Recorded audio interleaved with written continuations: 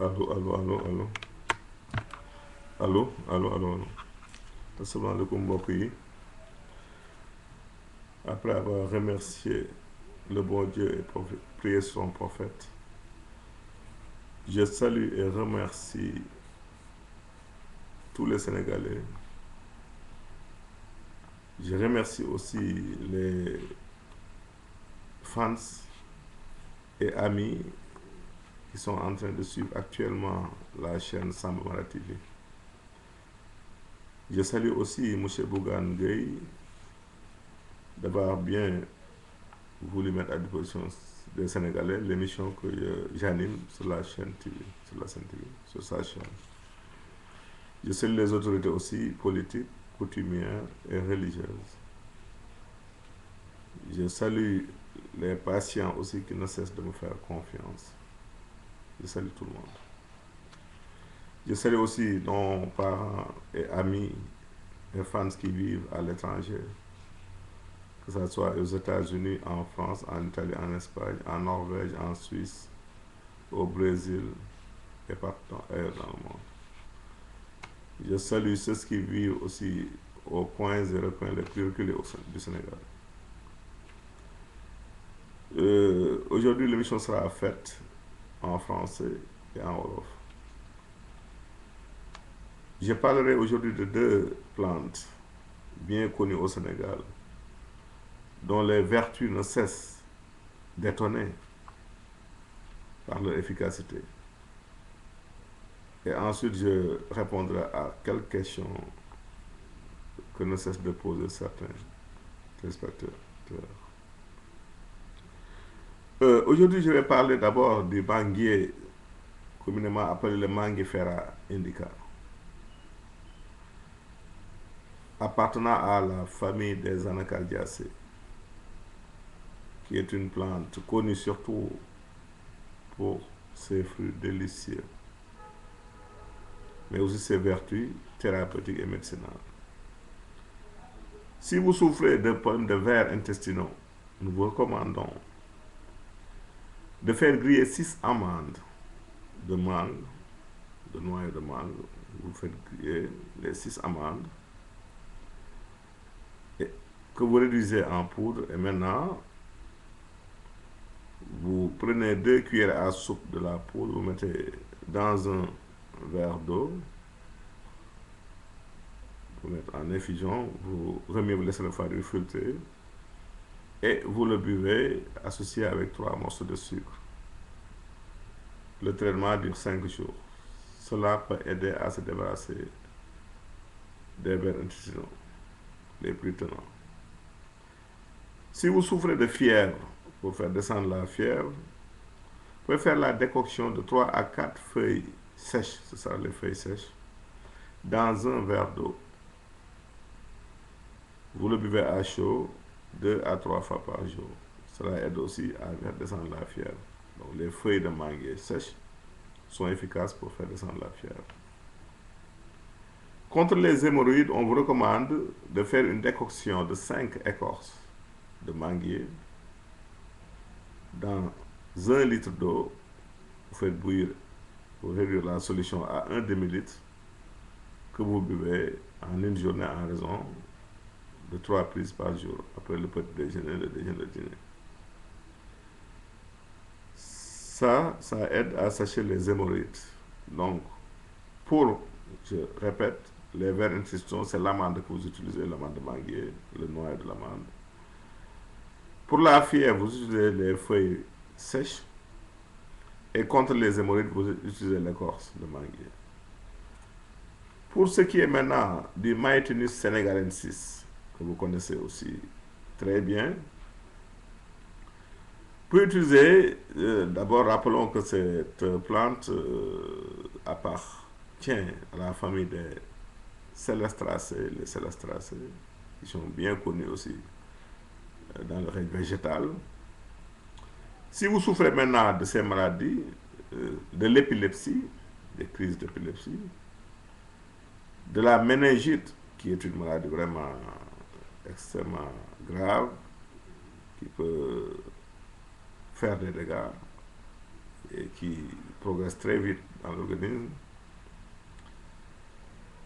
Si vous souffrez d'asthme aussi, l'asthme que vous connaissez, si vous souffrez aussi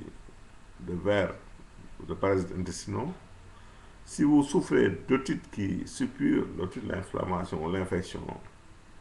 de l'oreille, si vous souffrez aussi de gonococcie ou gonorrhée ou chaude-pisse, vous utilisez la décoction de racines de maïtine du Sénégal. Il suffit d'avoir 5 racines que vous décoctez dans 1 litre d'eau pour ramener la solution après ébullition à 1 demi-litre. Vous en buvez 1 verre matin, midi, soir. Ça aide à guérir de cette maladie que je viens de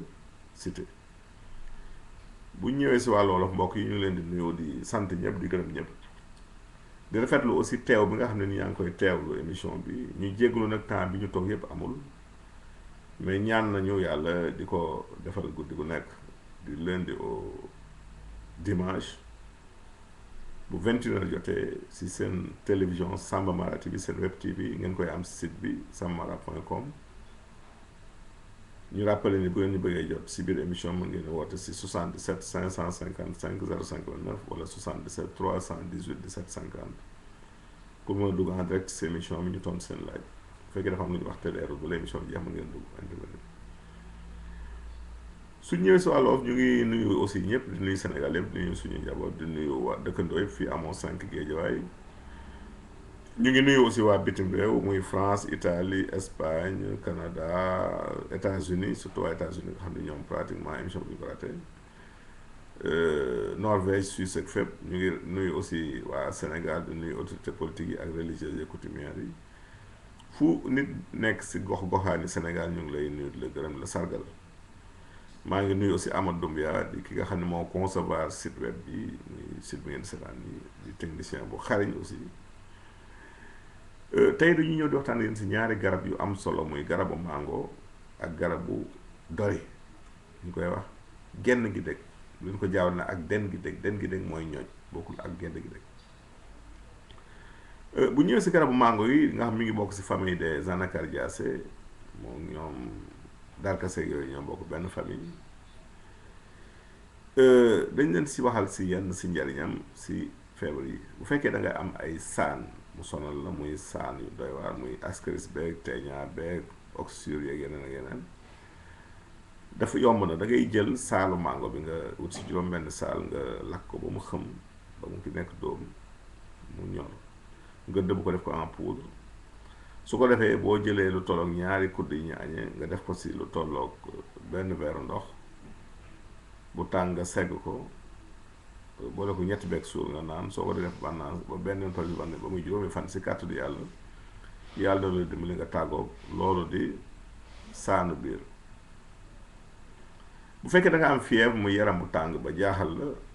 yomb na da ngay jël ñett ba si ñeenti xobu mango yu wow nag lay doon nga baxal ko si benn verre ndox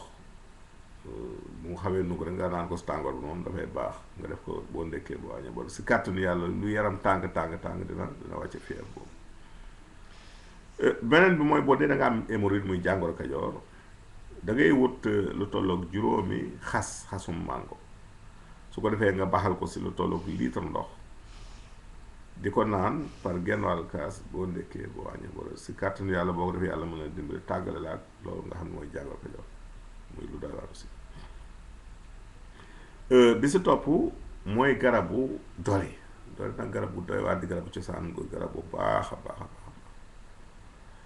su fekkee da nga am feebar ñuy bëgg lim muy crise épilepsie muy mberfelu wala nga am feebar bu ñuy wax méningite wala nga am aussi feebaru saxat bi ñuy wax asthme nga xam day jàpp xëtër yi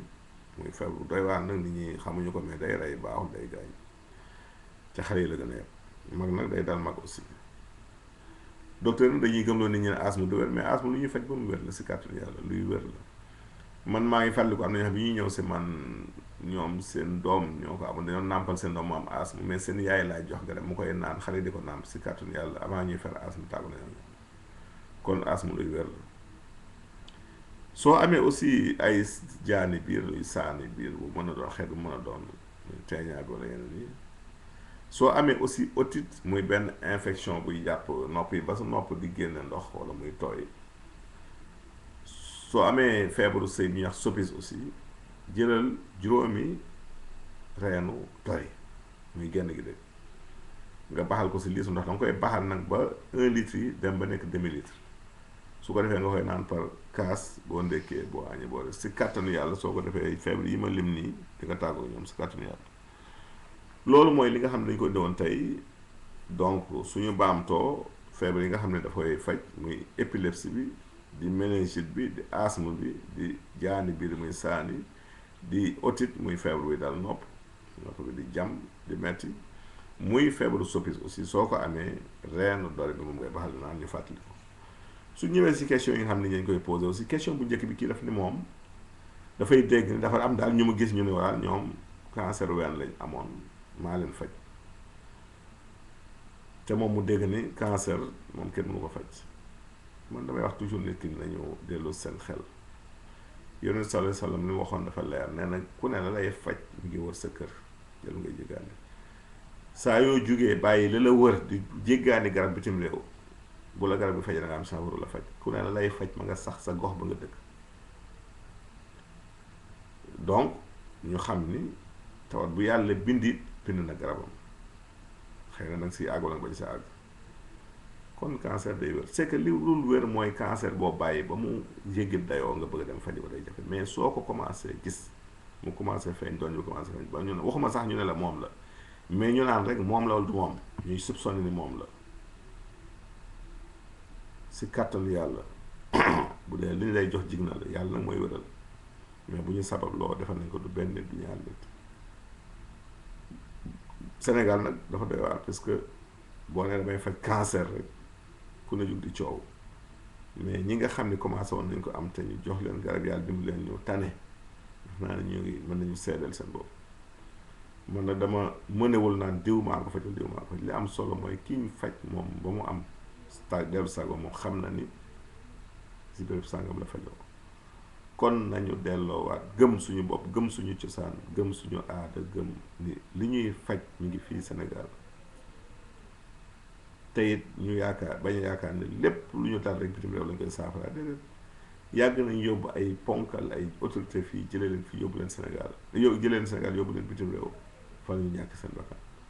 te mën na am bu ñu toogoon fii xëy na loolu ñu ñàkk duñ ko ñàkk te yàlla mën def naa kon nañu delluwaat suñu cosaan. mag ñi dañ daan dund téeméeri at feebar yi nga gis ne amuñu ko am te dañ daan am wér lu naturel lañ daan lekk nañu delluwaat di lekk lu naturel. suukar si bu dee day gaañ wala muy indi problème du suukar mooy problème mais nañ ko transformer la bu doon canne à sucre bi soom la nit ñuy consommer directement ñu extrait sucre bi consommer ko sans ñu bañ ko transformer boole ko ay yeneen produit chimique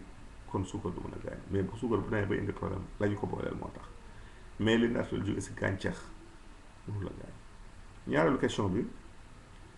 kii daf ne ñu ngi accusé di joxeñ baaraam garabu olof yi si wàllu doye dina ñëw muy problème mu insuffisance rénale muy bëgg a xam nag ñu gindi ko. man def naa ni bu fekkoon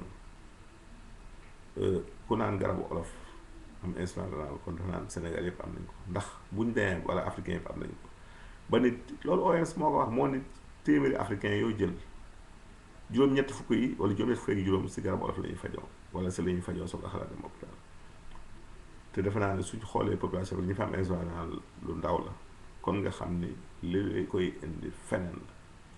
te docteur yi ngeen di dem ñu naa leen da ngeen mooy leen garabu olof da ngeen koy am soo leen laajoon ban garabu olof mooy joxe insuffisance duñ la ko xamuñu ko li si ëpp xeex la rek guerre la bu ñuy guerre fajum cosaan bi te loolu peine perdue lay doon ndax li yàlla def na ko ba noppi nit ñu li ñu gëm nañ ko te leen defe ci xam nañ ko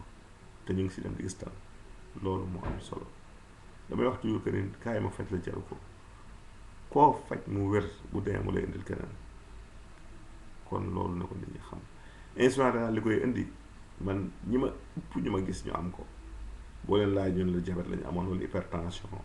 wala une polycystite rénale wala des infections à répétition wala des calculs mal traités ou non traités yooyu boo ko amee fajuloo ko bu yàggee mën na la des kon nit ñi nañu am dund bu sell teewul nag booy jël garab olof demal si ku ko xam mu jox la ko ndax aussi quoi qu'on puisse dire li garab olof baax dosage daf sa am solo te aussi y a des plantes toxiques ngun li muy baax yépp boo si jëlee benn quantité mu fàtt say rein te pourtant dañ koy def si ataaya toujours baax na day faj ñëpp xam nañ ko lu baax si wàcc tension mais nag dafa am dose boo koy jëlee kon loolu moo mat a xam garab yi xam seen dosage bañ a def ku yëkkati garab jox la rek nga jël wala loo dégg ni garab baax na nga jël te xamoon ne war nga ko jël